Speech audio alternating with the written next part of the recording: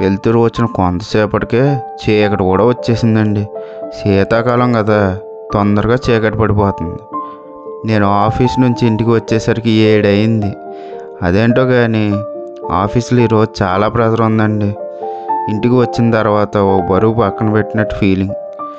ఇంకా అదే ఫీలింగ్తో మంచి కాఫీ తాగితే బాగుంటుంది అని అనిపించింది.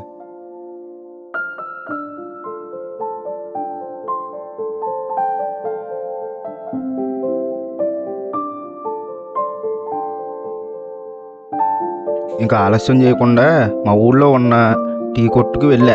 అక్కడ చిన్నపిల్లల నుంచి ముసలోళ్ళ వరకు కూర్చొని టీ తాగుతూ కబుర్లు చెప్తున్నారు. వాళ్ళందరూ వాళ్ళ వాళ్ళ పనులు ముగించుకొని సమయానికి ఇలా ఫ్రెండ్స్తో కలిసి టైం స్పెండ్ చేస్తున్నారంట. అక్కడ కూర్చున్న ఒక పెద్ద ఆయన్ని నేను ఇలా అడిగా, మీరు ఇంత హాయిగా ఎలా ఉండగలుగుతున్నారు? రేపటి గురించి మీకు ఆలోచన లేదా? ఆయన చెప్పిన సమాధానం ఏంటంటే, నేను బతికేదే 5400 చిల్లర రోజులు అబ్బాయి, అంటే 15 ఏళ్ళు. మన లైఫ్ ఎంతో చిన్నదే.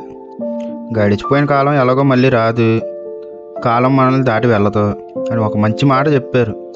దాని తర్వాత ఎవరింటికి వాళ్ళు వెళ్ళిపోయామనుకోండి, నేను ఇంటికి వచ్చి ఇంట్లో వాళ్ళతో టైం స్పెండ్ చేశా. లైఫ్ చాలా చిన్నది గురు. టెన్షన్ అవి మనకి సెట్ కావు. నవ్వుతూ బతికేయడమే. అంతే, బాయ్.